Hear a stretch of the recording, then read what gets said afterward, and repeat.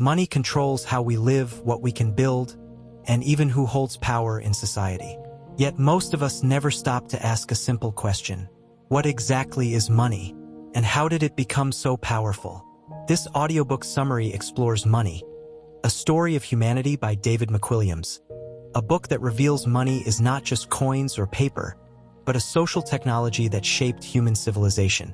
From the earliest marks carved into bone to digital currencies and mobile banking, money has evolved alongside humanity itself.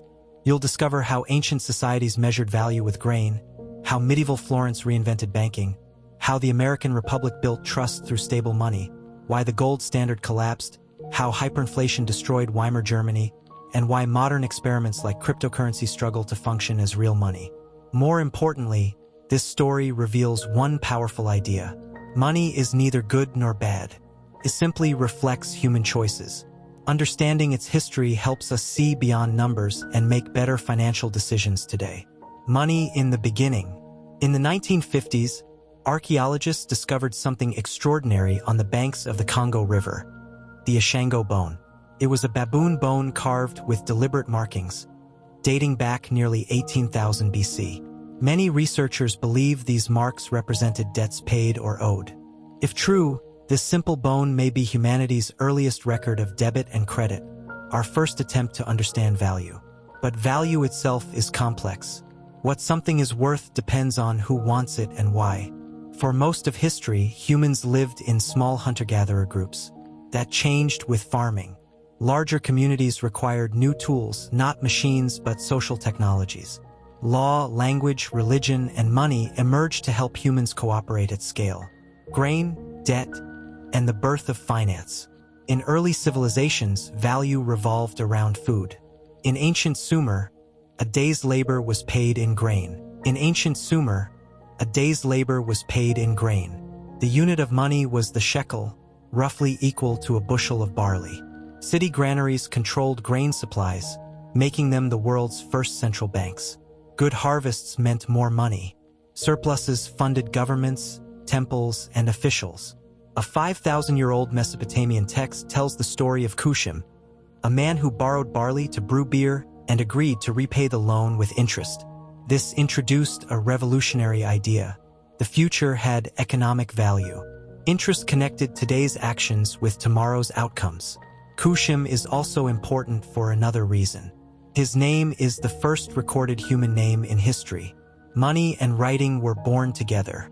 The earliest written records tracked prices, debts, and payments. Even the world's first spreadsheet, a clay tablet from 2100 BC, modeled profits and losses in livestock trading. Long before modern finance, humanity had already learned to price time itself. From darkness to light. Florence. Few places show the power of money like medieval Florence. Surrounded by powerful enemies, Florence survived not through armies, but through a radical idea. Anyone could succeed. The city was governed by merchant guilds, early democratic business institutions. Guilds shared resources, cooperated, and innovated. In the 12th century, a Florentine glassmaker discovered lenses. That insight led to spectacles and mass production. By the 13th century, Florence's textile industry dominated Europe.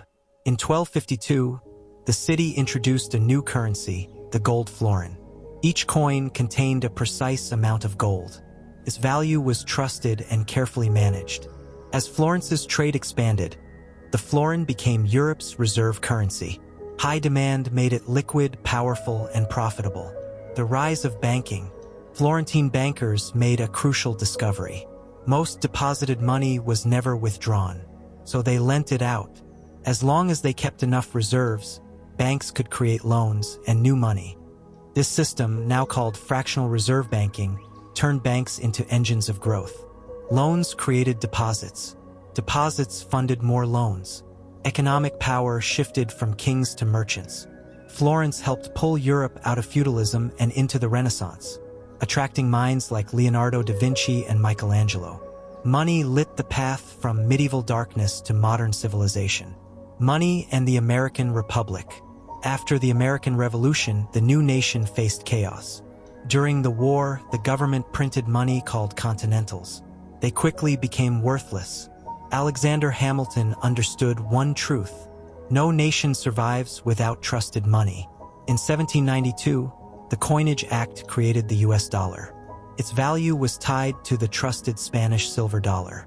Hamilton centralized debt, enforced taxation, and repaid obligations in full, building trust.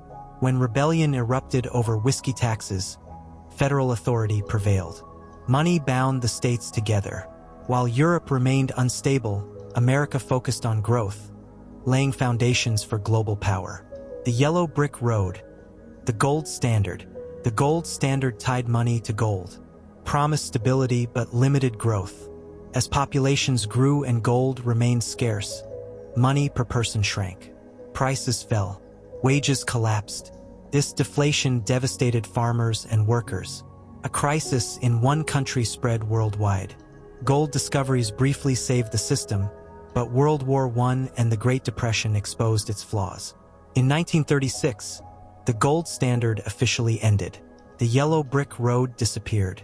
Into the abyss, Weimar Germany. In 1922, one Canadian dollar bought 670 German marks. Within months, thousands. This was hyperinflation. Savings vanished. Wages lagged. Society unraveled. Middle-class families were destroyed. The government printed money to survive, but only accelerated collapse. Extremism followed. History learned a brutal lesson. When money fails, democracy fails. The modern era, crypto and mobile money. Bitcoin emerged in 2009 after trust in banks collapsed. Promised money without governments. But money needs stability, and stability needs management. With fixed supply, Bitcoin became volatile. People hoarded it instead of spending it. It behaved more like gold than money. Meanwhile, real innovation happened quietly in Africa. In 2007, M-Pesa turned mobile phone credit into money. With simple text messages, millions gained banking access. Today, over 30% of Kenya's GDP flows through M-Pesa. It solved a real problem. That is the true test of money. Conclusion: the story of US.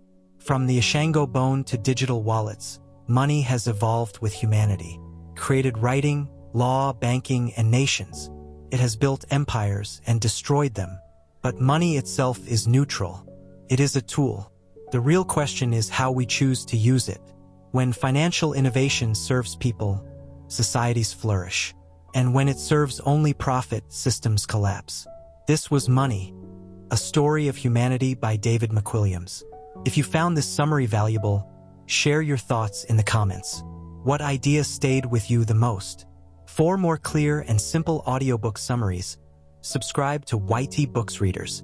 Thanks for listening, and see you in the next story.